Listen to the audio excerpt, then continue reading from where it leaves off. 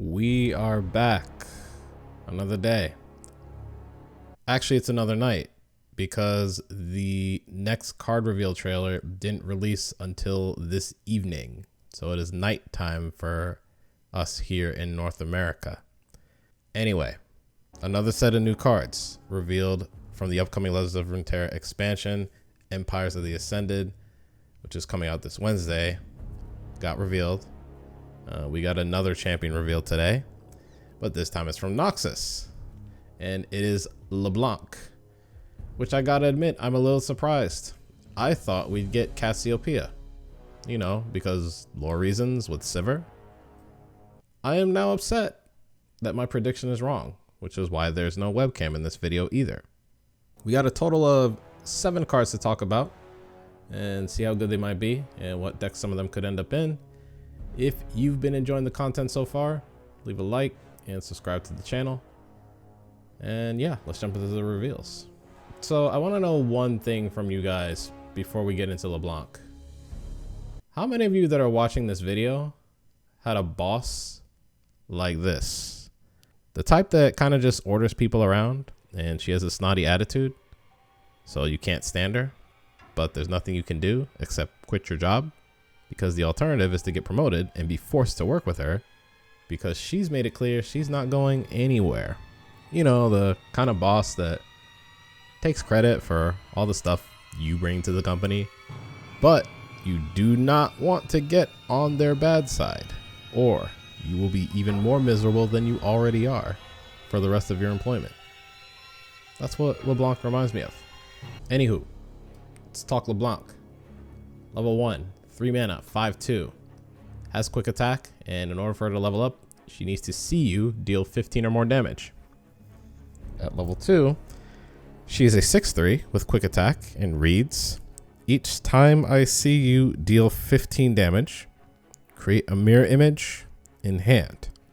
If you already have one, reduce its cost by 1 instead.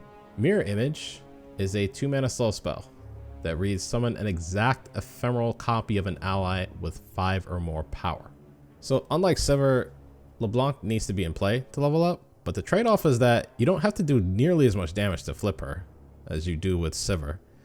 She's a very strong attacker similar to Draven, but having only 2 health makes LeBlanc a lot more vulnerable to fast speed removal that's damage based, like Mystic Shot and even Death's Hand, not to mention smaller challenger units.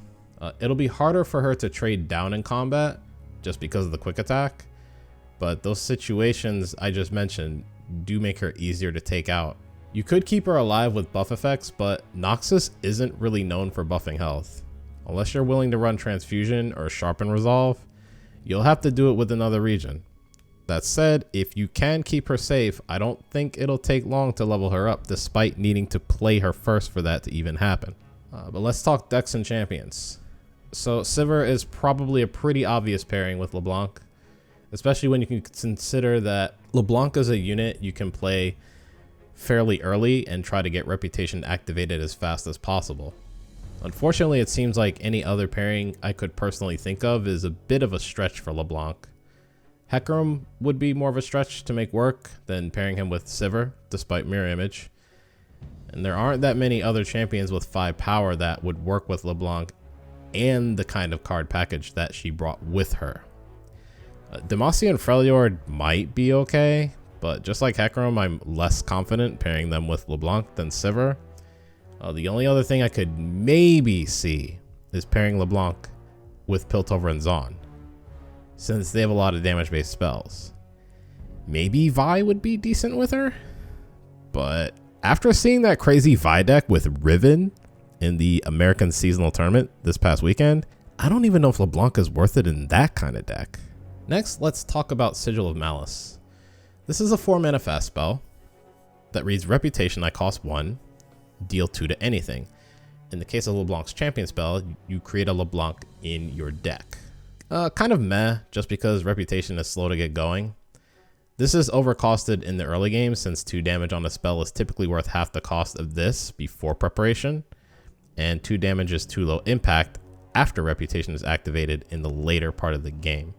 And let's talk about Mimic before moving on to the rest of the cards that got revealed today. Mimic is a 3-mana burst spell that reads Reputation. I cost 1. Pick a spell in play or in hand and create a fleeting copy of it in hand. So I've got quite a bit to say about this card. I was talking about this card with one of my mods on my Discord who jumps between playing Legends of Runeterra and other card games and typically plays at a pretty high level in any of them. Feel free to join my Discord, by the way. It's free to everyone, and the link to it is in the video description. Anyway, if the copy of this spell wasn't fleeting, I could see a strategy where players could run 3 copies of this card and a bunch of single copies of a few utility spells that they want in their deck. Unfortunately, since the copy you get is fleeting, and you have to use the spell that round or you lose it, this means that at 3 mana before preparation kicks in, this will usually be pretty expensive. You have to spend the 3 initial mana and then still have mana left over to cast the spell you copied. Before preparation, there's a lot of scenarios that make this card decent and a lot of scenarios that work against this card.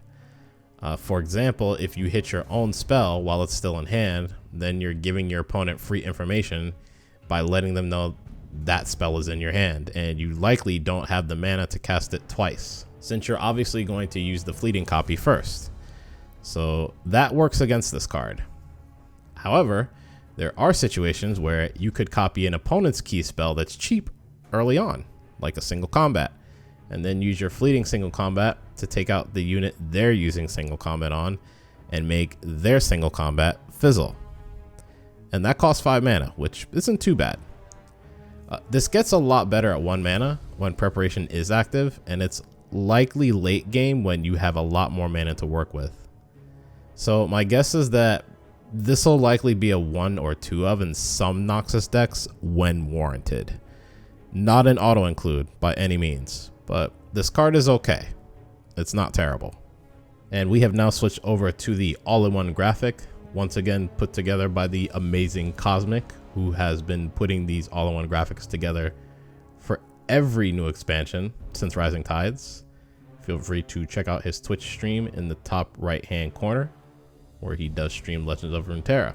All right, next let's talk about Black Rose Spy. This is a 2-mana 3/2 that reads Reputation. When I'm summoned, transform me into an exact copy of the strongest ally that struck this round. Well, at least my wish came true quickly. In the last video, I was saying that it would have been nice if there were additional payoffs for activating preparation other than just the reduced mana cost on certain cards. And we got one here with Black Rose Spy. This card is very interesting. It's ultimately a 2-mana follower that you don't want to play until later in the game, but because it's 2 mana, it has the flexibility to be played early if you need to slow down your opponent's aggression. The other cool thing is that it can copy an ally that's the strongest one at the time, including champions, which they showed in the Leblanc reveal. So you can get a second Darius on board, or an extra Sivir, for example. There's a lot of possibilities with this card. Next we have Thorn of the Rose. This is a 3-mana 5/1 that reads when I'm summoned, create a Guile in hand. Pretty bad. Almost no deck is going to run this card over Arachnoid Sentry, which gives you the stun right away and doesn't force you to spend another action playing another card. Only decks that would want to create extra spells in hand would maybe consider this, and even those decks might not want this card. Next we have Whispered Words. This is a 4-mana burst spell that reads Reputation. I cost 2 and you draw 2.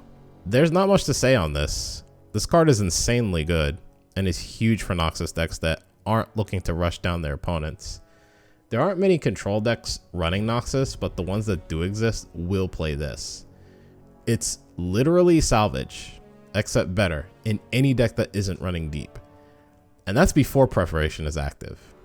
Twisted Fate Swain decks will easily run this over salvage if they end up being a thing again. Swain decks in general should at least consider this card. And finally, we have Bloody Business. This is a 4-mana fast spell that reads an ally with 5+ power strikes an enemy. It's no single combat and certainly no concerted strike. But for Noxus, I will take it.